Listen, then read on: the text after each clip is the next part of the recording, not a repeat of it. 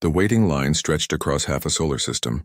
Ships of every shape and size floated in perfect formation, each one more beautiful than the last. The Threxian vessel looked like a flower made of crystal and gold. The Pavnathi ship gleamed with purple light that pulsed like a heartbeat. The Shard Collective had sent a vessel that looked like a floating cathedral made entirely of singing glass. This was the line for the Galactic Council Summit of Peace. It happened once every 100 years.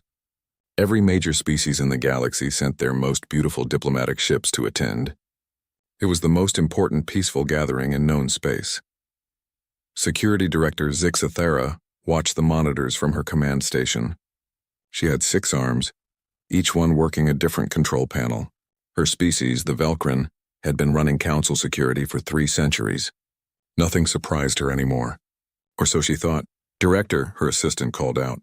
"We have a new ship entering the queue." "Identify it," Zixathera said without looking up. Ships had been arriving all week. It's transmitting human credentials. That made Zixathera look up. The humans were new to the galactic community.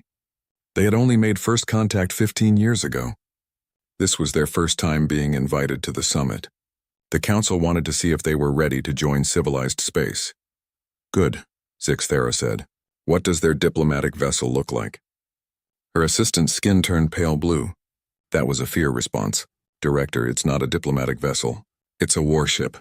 A big one." Every alarm in Zixathera's head went off at once. She pulled up the scan on her main screen. Her blood went cold. The ship was massive. It was 3 times the size of any diplomatic vessel in the queue. Its hull was dark gray, covered in armor plating. Weapon ports lined its sides like teeth in a shark's mouth. Rail cannons. Missile batteries. Energy weapons she couldn't even identify. The name was printed on the side in bold white letters, UHSV Indomitable. "Get me the council chair." "Now," Zixathera said. Within minutes, her screen filled with faces. Council members from dozens of species appeared, all talking at once. Chair Mordesh, a being of pure energy wearing diplomatic robes, called for silence. "What is the meaning of this?" Mordesh's voice boomed. "Why is there a human warship in the diplomatic queue?" "I don't know," Zixathera admitted. "But it gets worse. I'm reading their power signatures. Weapons are hot. Reactors at 70%. That ship is ready for combat." The screen exploded with panic. The Pavnathi ambassador started screeching. The Threxian representative demanded military escorts. Even the calm archivist's floating brains in jars bubbled with concern. "This is an act of war," someone shouted. "The humans are showing their true nature," another voice cried. Chair Mordesh raised glowing hands for silence. "Has the vessel made any threatening moves?" Zixathera checked her sensors. "No, they're just waiting in line." They transmitted diplomatic credentials and took their place in the queue. "They're following all protocols perfectly. Hail them," Mordesh commanded. "I want to know what they think they're doing." Zixathera opened a channel. "Human vessel Indomitable, this is Galactic Council security. Please state your intentions." There was a brief pause. Then a human woman's voice came through, sounding almost bored.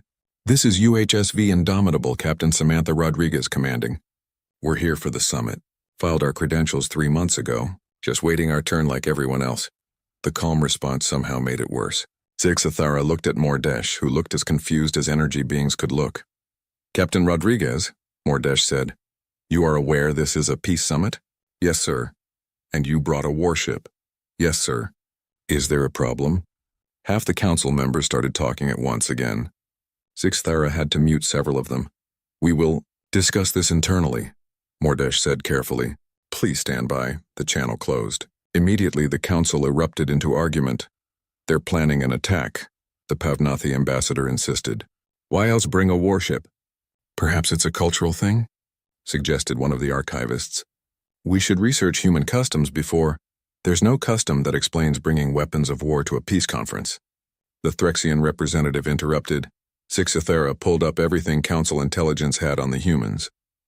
The file was smaller than she expected, but deeply concerning. Humans had ended their first interstellar war in 3 months. 3 months. Most wars lasted decades. They treated gravity like a suggestion.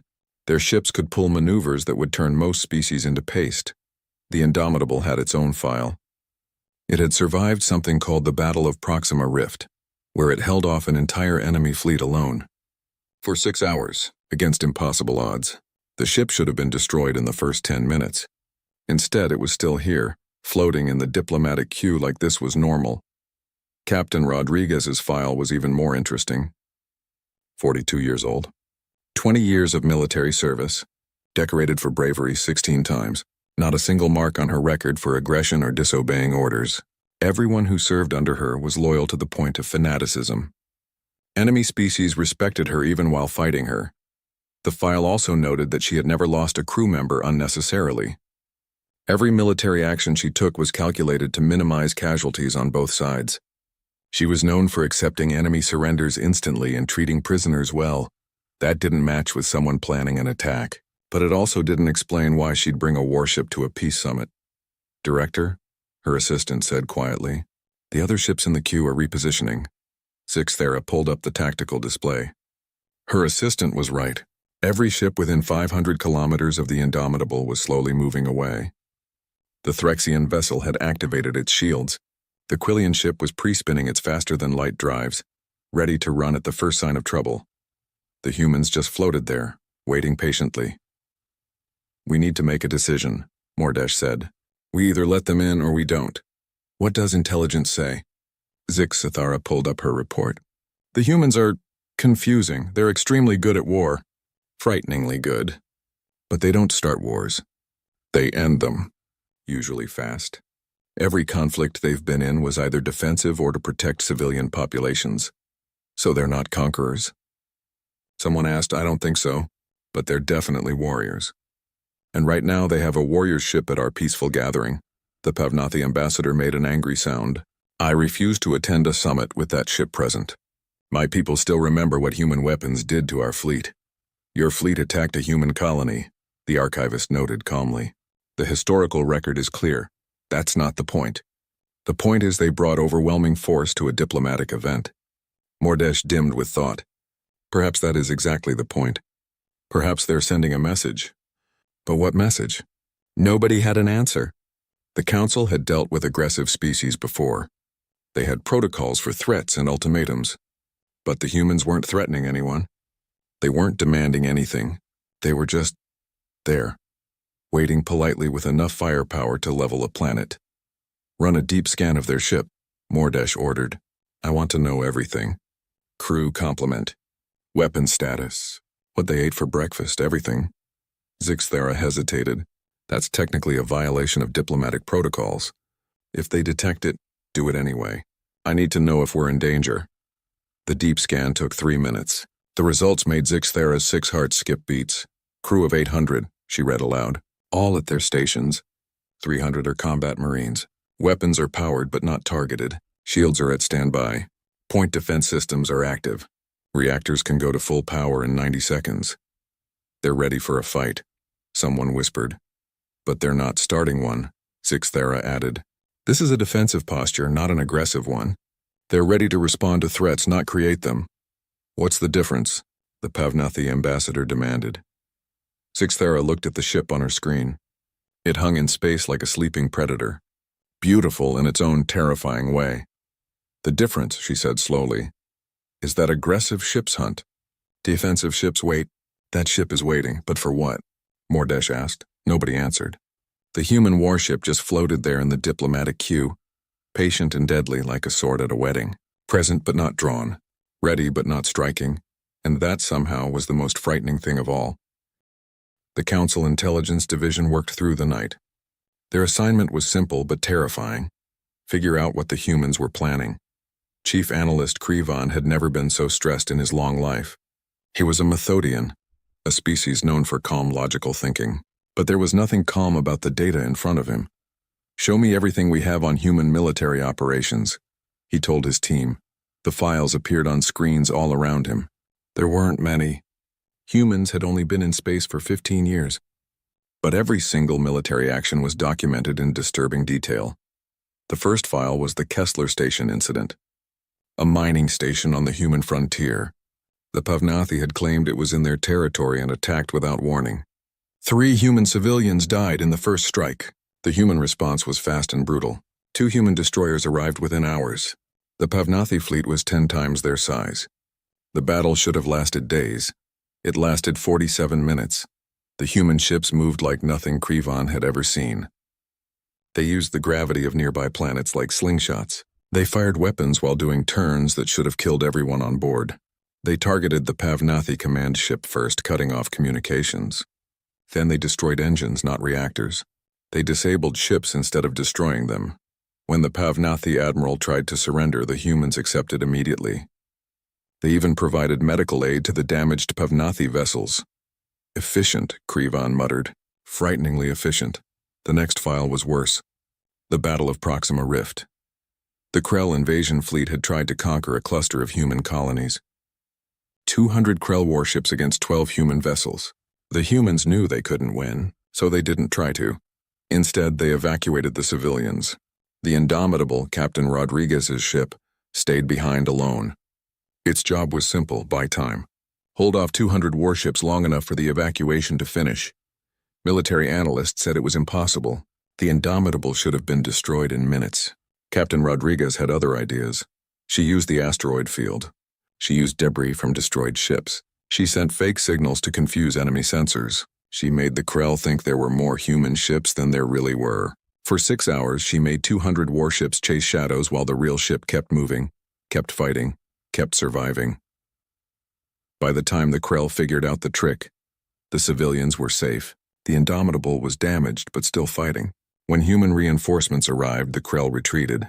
They'd lost 30 ships trying to catch one vessel. Captain Rodriguez was offered medals.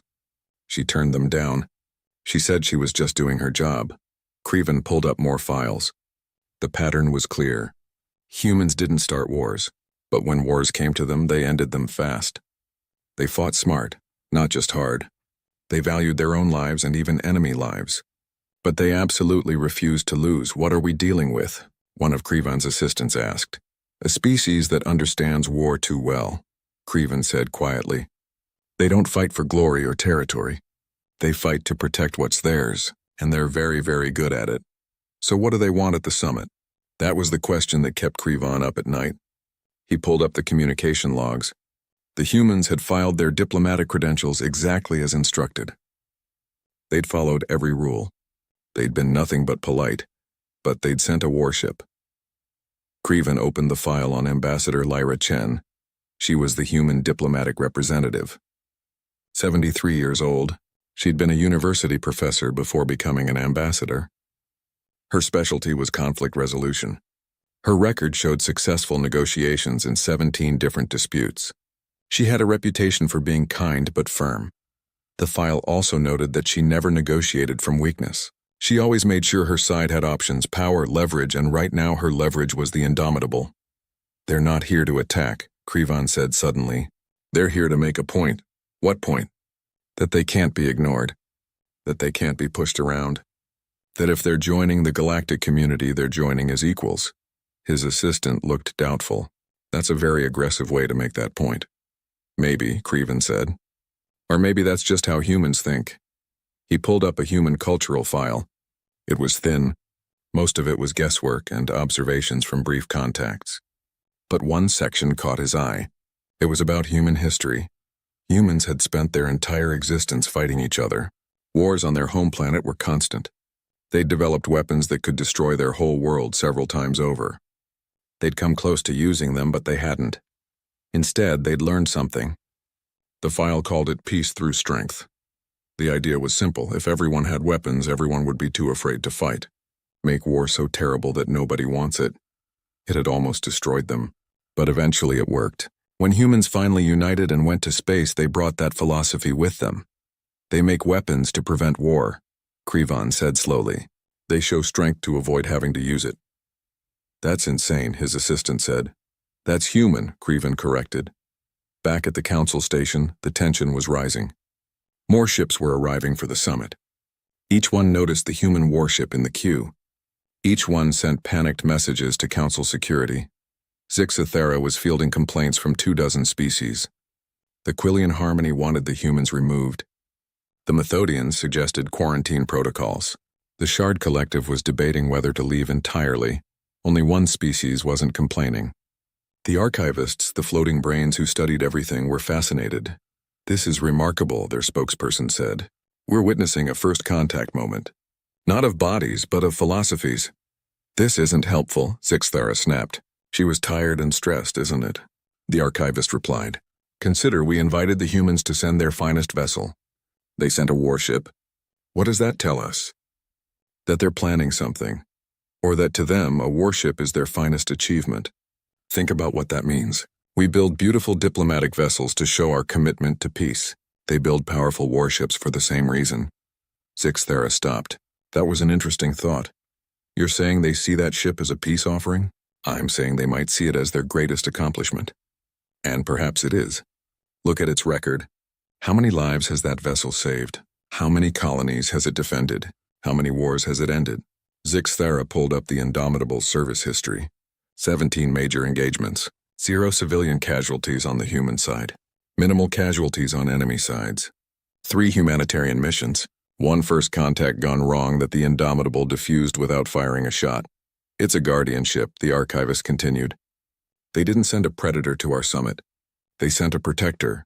A protector with enough weapons to level a planet, Zixthara pointed out. Yes, because to them, protection and power are the same thing.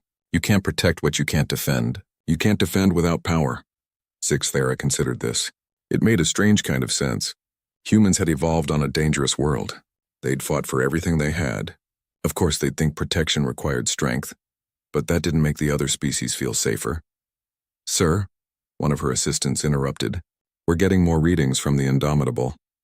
What kind of readings? Nothing threatening. It's just they're running normal ship operations. The crew is eating meals, sleeping in shifts. Someone's playing music in one of the rec rooms. They're acting like this is completely normal. Zixthara pulled up the internal scans. Her assistant was right. The humans were just living, going about their daily routines. One officer was doing a crossword puzzle. Another was working out in the gym. Captain Rodriguez was in her quarters reading a book. They weren't preparing for battle. They were waiting, patiently, like they had all the time in the world. They really don't think they're doing anything wrong, Zixthara said with wonder. No, the archivist agreed. To them this is normal. Expected even. They were invited to a summit. They sent what they consider their best representative. That it happens to be a warship is irrelevant to them. Chair Mordesh appeared on Zixthara's screen. Report. Zixthara took a breath. I don't think they're here to attack. I think this is a cultural misunderstanding. A big one. Explain. She shared Krivon's files and the archivist's theory. Mordesh listened in silence. So you're saying they think bringing a warship is appropriate? Mordesh asked. I'm saying they might not see it as a warship. They might see it as their greatest achievement. Their finest vessel, which is exactly what we asked for. Mordesh dimmed with thought. Then we need to talk to them. Really talk to them. Not security protocols. Not formal hails. We need to understand what they think they're doing here. And if we don't like the answer, then, Mordesh said grimly, we'll have to decide if we're ready to tell a species with that ship that they're not welcome in our community. Nobody wanted to be the one to deliver that message. 8 hours had passed since the Indomitable arrived. The council had debated, argued, and analyzed. Now it was time for action. Chair Mordesh floated in the center of the council chamber. Around them, holographic representatives of every major species watched with nervous attention. This broadcast would go out on all channels. Every ship in the queue would see it. The whole galaxy would hear what happened next. Open a channel to the human vessel, Mordesh commanded. All frequencies. I want everyone to witness this. The screen lit up. Captain Rodriguez appeared, still in her dress uniform. She looked calm, almost relaxed. That somehow made Mordesh more nervous. Captain Rodriguez, Mordesh began, their energy field pulsing with authority. We have deliberated on your presence here. Your choice to bring a warship to this summit of peace is unprecedented. It is unwelcome. It violates the spirit of this gathering. Rodriguez raised one eyebrow slightly. Does it violate any actual rules? The question caught Mordesh off guard. What? The rules. The regulations you sent us. Did we break any of them? Zixthara quickly checked the diplomatic protocols. She hated to admit it, but no. The humans had followed every rule perfectly. They'd filed the right paperwork, used the right codes, waited in the right place. That's not the point, Mordesh said. The point is, with respect, sir, I think that is the point, Rodriguez interrupted. Her voice was polite but firm. You invited us. We accepted. We followed your protocols. If there was something else you wanted, you should have specified it. The Pavnathi ambassador couldn't contain himself any longer. You brought a warship to a peace summit. How is that appropriate? Rodriguez turned to look at the Pavnathi. Her expression didn't change, but something cold entered her eyes. Ambassador, the last time we met, your fleet fired on a civilian mining station. Without warning, without provocation, 3 of my people died, including a 6-year-old girl. The Pavnathi's feathers flattened. That was a mistake. A local commander. A mistake, Rodriguez said flatly. I see. So when your species makes mistakes, they're understandable. But when my species takes reasonable precautions, we're the threat. Interesting double standard. That's not what Captain Rodriguez, Mordesh interrupted, trying to regain control. Let us focus. You are in a ship built for war. This is a gathering built for peace. Surely you can see the contradiction. For the first time, Rodriguez looked genuinely confused. No, sir. I honestly don't see a contradiction. Silence fell across the channel. Every species waited to hear what the human would say next. Rodriguez looked off-screen for a moment as if checking with someone. Then she sighed. Okay, I think we need to have a different conversation. Let me bring in Ambassador Chen. She's better at explaining things than I am. The screen split. An elderly human woman appeared next to Rodriguez. She was small with white hair and wrinkles around her eyes. She looked like someone's kind grandmother. She wore formal diplomatic robes that seemed too big for her. Chair Mordesh, she said with a warm smile. Council members, thank you for your patience. I believe we have a cultural misunderstanding here. May I ask a question? Mordesh was thrown off balance by her gentle tone. Of course. When you sent the invitation, you said to send our finest vessel. What did you mean by that? Our finest diplomatic vessel, Mordesh clarified. A ship that represents peaceful intentions. I see, Chen said. And what does such a ship look like? The Threxian representative spoke up. Beautiful, ornate, lightly armed or not armed at all. A ship that shows trust in the peaceful nature of the gathering. Chen nodded slowly. So a ship that represents hope, trust, the belief that everyone here wants peace. Exactly, several council members said together. That's lovely, Chen said sincerely. It really is. And I can see how our choice confused you, but you see humans define finest vessel differently. Captain Rodriguez, would you like to explain? Rodriguez cleared her throat. The Indomitable is our finest vessel because of what it represents. This ship has saved 4 million lives. It's evacuated colonies during disasters, delivered medical supplies through war zones, protected civilian ships from pirates, and yes, fought when necessary, but always to protect innocence. This ship, Chen added softly, is the embodiment of humanity's greatest strength, not the weapons, not the armor. The commitment to protect those who cannot protect themselves, the willingness to stand between danger and innocence. The Quillian ambassador made a confused sound. But it's still a weapon. Yes, Chen agreed. It is because protection requires power. You cannot defend what you cannot fight for. You cannot keep peace if you cannot enforce peace. So you're admitting you came here to threaten us?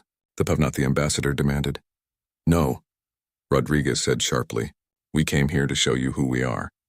This ship represents human values. We value peace, but we also value the strength to maintain that peace. We don't separate the two concepts. They're connected. Chen leaned forward slightly. Let me tell you a story. 300 years ago on Earth, humanity built weapons that could destroy our entire planet. We came very close to using them. Everyone was afraid. Everyone had weapons. Everyone thought that would keep them safe. And did it? The archivist asked, genuinely interested. Eventually, Chen said, after we almost destroyed ourselves, we learned something important. Peace doesn't come from weakness. It doesn't come from hoping everyone will be nice. It comes from everyone being strong enough that war becomes pointless. That's a violent philosophy, Mordesh said quietly. Is it? Chen asked. Or is it realistic? Look at your own history, Chair. How many species joined the Council after being conquered? How many joined because they were weak and needed protection? And how many joined because they were strong enough to be respected? Mordesh didn't answer. They didn't need to. Everyone knew the answer, Chen continued. The Indomitable is here because she represents everything humanity has learned about peace. We tried peace through weakness. We tried peace through isolation. We tried peace through surrender. None of it worked. What worked was being strong enough that others thought twice about fighting us, and kind enough that others wanted to work with us instead. You're saying might makes right, someone accused. No, Rodriguez cut in. I'm saying might makes possible. The Indomitable has the power to destroy entire fleets. We've proven that. But we use that power to protect, not conquer, to defend, not attack. The ship isn't here to threaten you. It's here to show you that humanity chooses peace even when we have the power to choose war. The council chamber erupted. Half the members were outraged. The other half were thoughtful. Mordesh called for order. This is still highly unusual, Mordesh said. You must understand our concerns. Many species here have been victims of aggressive warships. They see your vessel and they fear. Chen's face softened with sympathy. I understand. Fear is reasonable. But let me ask you this. In the 15 years since humanity joined the galactic community, have we started any wars? Zixthera checked the records. No. Have we conquered any territory? No. Have we broken any treaties or violated any agreements? No, Zixthera admitted. Chen spread her hands. Then judge us by our actions, not by your fears. Yes, we brought a warship, but we've been invited to 12 conflicts as mercenaries or allies. Do you know how many we accepted? 3, Krivan said from his analysis station. He'd been listening carefully. Only 3. All cases involving the defense of civilian populations. Correct, Chen said. We turned down 9 highly profitable war contracts because we didn't agree with the cause. We only fight for protection, for justice, for the right reasons. How convenient that you get to decide what the right reasons are, the Pavnathi ambassador said bitterly. Rodriguez's jaw tightened. You're right. It is convenient. It's also honest. We make no secret of our values. We don't hide what we are. That ship outside your station? That's us. Powerful, yes. Dangerous, absolutely. But aimed at protecting, not destroying. Unless someone threatens you, Mordesh pointed out. Unless someone threatens innocence, Rodriguez corrected. There's a difference. We don't fight for ourselves. We fight for those who can't fight for themselves, Chen added quietly. The Indomitable has one rule that every crew member knows by heart. It's painted in the main corridor. Would you like to know what it says? The council waited. Peace is not the absence of power. It is the choice not to use it. The words hung in the air. Nobody spoke for a long moment. Finally, one of the archivists broke the silence. Fascinating. You've built a philosophy where strength and peace are not opposites but partners, where the capacity for violence becomes the guarantee of peace. Exactly, Chen said, looking relieved that someone understood. It's still frightening, Mordesh admitted. You're essentially saying you could conquer us all if you wanted to. Could we? Rodriguez asked. Maybe, maybe not. But we don't want to. That's the point. We have the power. We choose peace. Every single day we make that choice. And we're supposed to trust that you'll keep making that choice? The Quillian ambassador asked. Yes, Chen said simply. Because trust is what peace requires. You're asking us to trust that you won't attack us. We're asking the same of you. The difference is, we brought our sword to the table so you can see it. So you know exactly what you're getting with humanity. No surprises. No hidden weapons. This is who we are. Mordesh's energy field flickered. The council went into private session. No cameras. No recordings. Just the core members trying to make sense of what they'd just heard. They're either brilliant or insane, the Threxian representative said. I can't decide which. Perhaps both, the archivist suggested. Human history shows a species that survived by being clever and aggressive in equal measure. Zixthera pulled up more data on her screens. She'd been digging deeper into human culture while the conversation happened. What she found was disturbing and enlightening at the same time. Look at this, she said, sharing the files. Human art, their stories. Their entertainment, images filled the screens. Humans in armor protecting others. Humans fighting monsters. Humans standing between danger and innocence. Over and over, the same theme. Their heroes aren't conquerors, Zixthera explained. They're protectors. Warriors, yes, but warriors who fight for others. Look at these old Earth stories. Knights protecting villages. Soldiers defending homes, superheroes saving cities. The pattern is clear. So they've been raised on stories of noble warriors, Mordesh said. That explains the philosophy, but not why they brought a warship here. Krivan spoke up from his analysis station. Actually, it does. If their entire culture celebrates protective warriors, then their finest military vessel would be the ultimate symbol of that ideal. To them, the indomitable isn't a weapon. It's a guardian, a protector, the physical embodiment of their highest values. The Pavnathi ambassador made an angry sound. That's just words. That ship can still destroy planets. But it doesn't, the archivist pointed out. That's what they're trying to tell us. The power exists. The choice not to use it is what matters. I still don't trust them, the Pavnathi said. Nobody's asking you to trust them yet, Mordesh replied. We're asking if we understand them. And I'm starting to think we didn't. Not at all. Another file popped up on Zixthera's screen. Here's something interesting. Human negotiations. I've been reviewing every diplomatic interaction they've had. There's a pattern, she showed the data. In every negotiation, humans came prepared. They brought information. They brought options. They brought power. But they also listened. They compromised when it made sense. They gave ground on small things to gain ground on big things.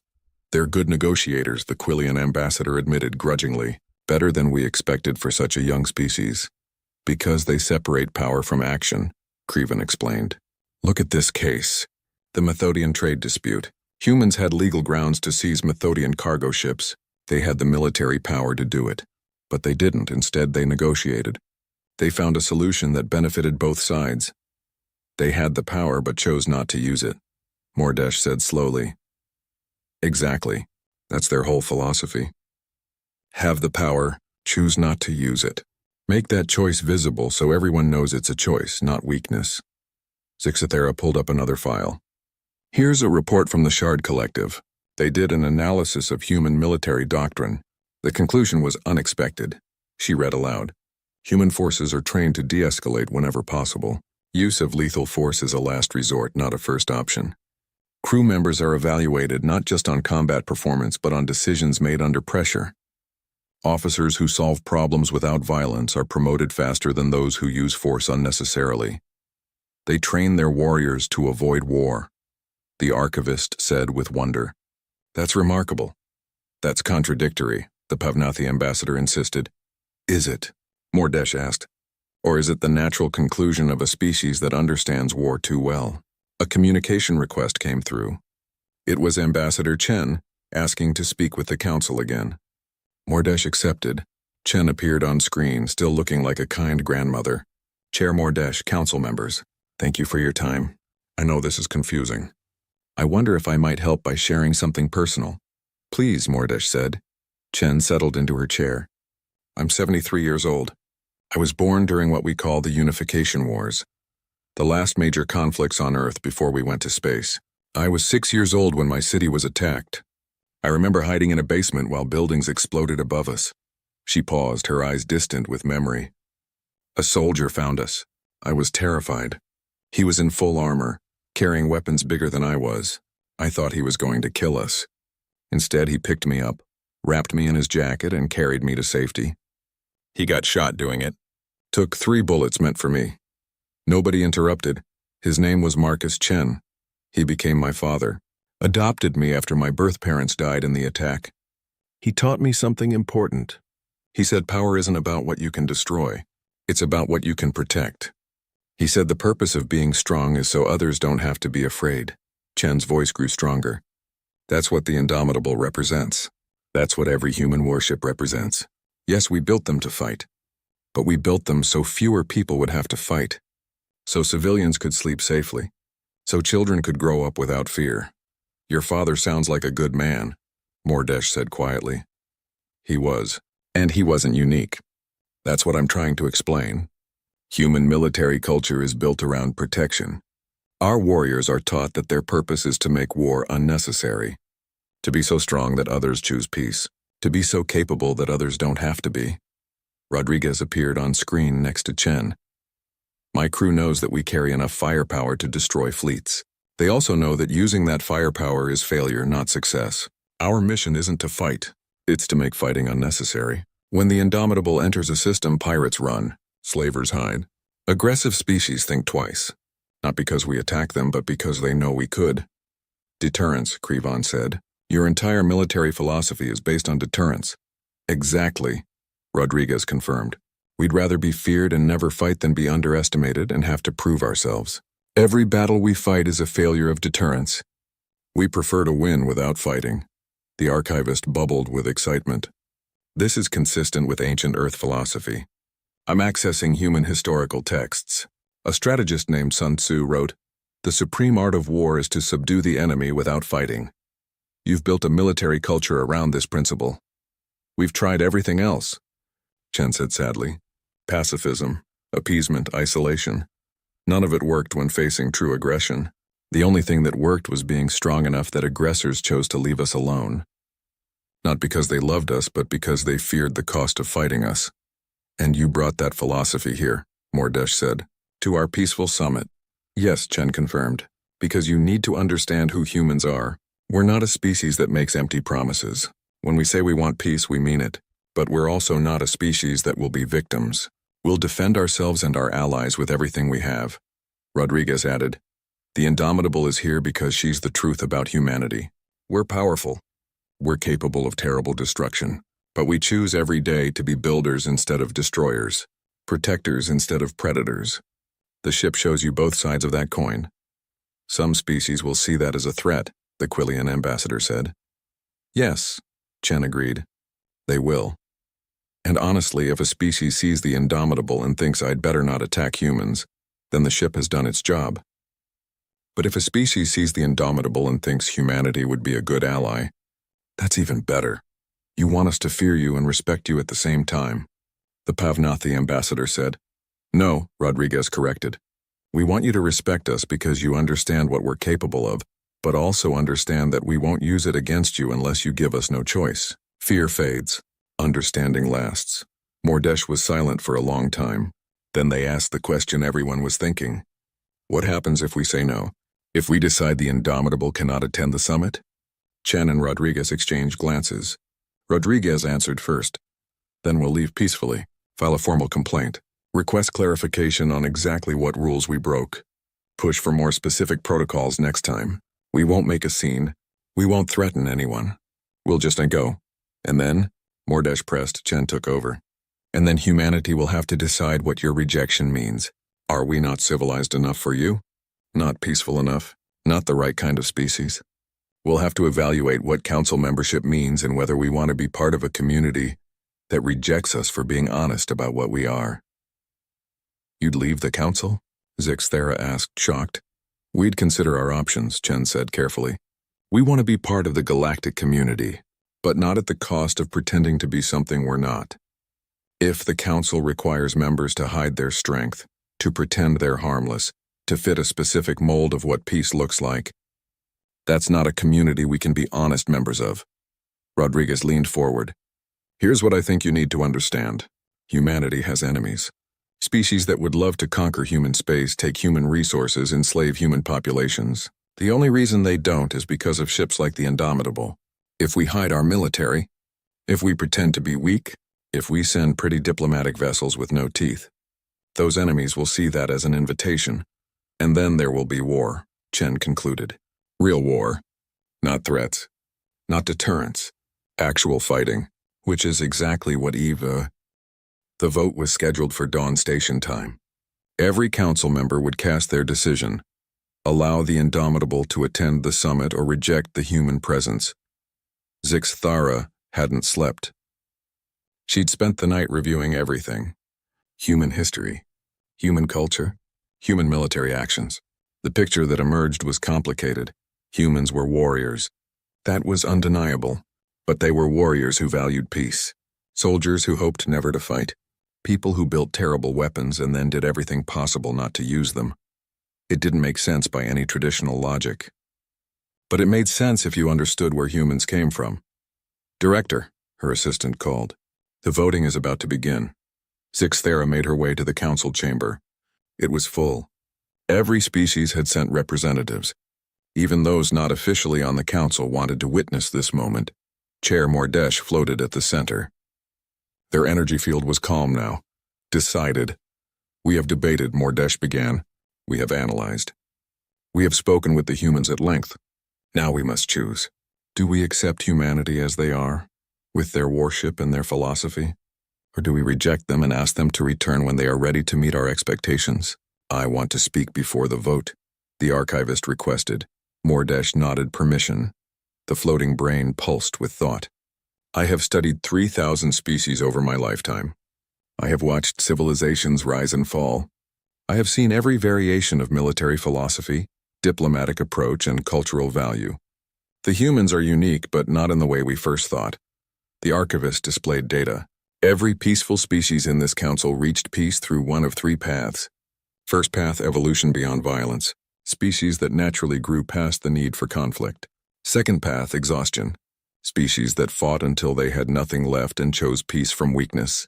Third path, protection. Species that were conquered or protected by others and adopted peace as a condition of survival. Images of various species and their histories filled the screens. Humans are attempting a fourth path. Peace through deterrence. Peace through strength. They are trying to maintain peace not by ending their capacity for violence, but by perfecting it to the point where violence becomes unnecessary. That's insane, the Pavnathi ambassador muttered. Perhaps, the archivist agreed. But it's also honest. They're not pretending to be something they're not. They're showing us exactly what they are and asking us to accept it. Krivan stood. I've completed my analysis. The humans are correct about one thing. Their military actions have been defensive or protective. Every war they've fought was against aggressors. Every battle they've won was followed by fair terms. They're warriors, yes, but they're not conquerors. The Shard Collective spoke next, their crystalline forms chiming in harmony. We calculate low probability of human aggression. High probability of human alliance value. Species shows strong loyalty to friends. Strong retaliation against enemies. Pattern suggests valuable but demanding ally. Mordesh looked around the chamber. Others wish to speak? The Quillian ambassador rose slowly. I came here prepared to vote no. The indomitable frightens me. Human military capacity frightens me. But I've been thinking about Ambassador Chen's words. About being honest. The humans could have sent a small diplomatic ship. They could have hidden their military capacity. They could have pretended to be harmless until we trusted them. The Quillian paused. They didn't. They showed us their sword. They let us see exactly what they're capable of. That's either foolish or honest.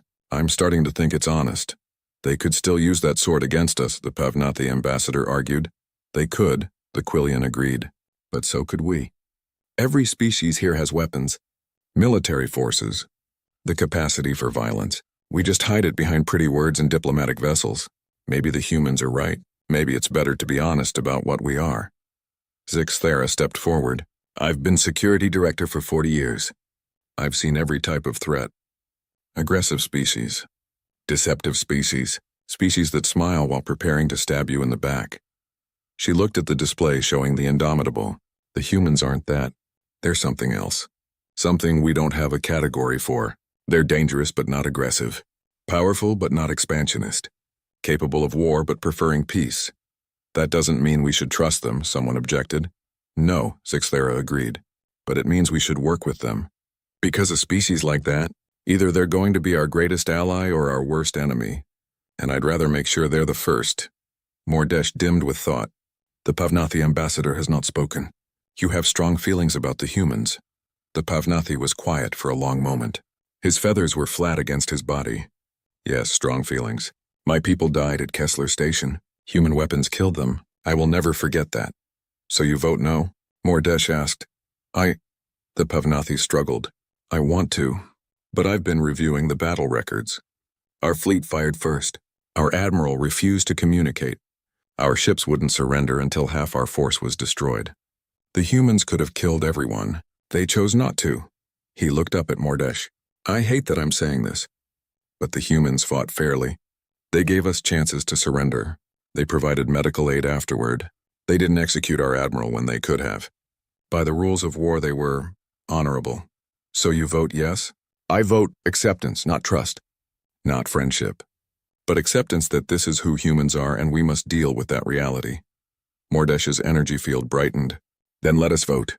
all in favor of accepting human participation in the summit, with the Indomitable as their representative vessel? Hands raised. Lights flashed. Votes were counted. The result was close. But it was clear. The vote passes, Mordesh announced. Humanity is accepted. The Indomitable will be permitted to attend the summit. Sixth Era opened a channel to the human ship. Captain Rodriguez appeared on screen. Captain Rodriguez, Ambassador Chen, the Council has voted. You have permission to dock and attend the summit. Welcome to the galactic community. Rodriguez's stern face broke into a smile. It was the first time any of them had seen her smile. She looked younger, more human. Thank you, Chair, we won't disappoint you. See that you don't, Mordesh said, but there was warmth in the words. And Captain? Next time, perhaps include an explanation with your credentials. It would save everyone a lot of stress, Rodriguez laughed. Understood. We'll add a note. This is a warship. That's okay. Here's why. That would be helpful, Mordesh said dryly.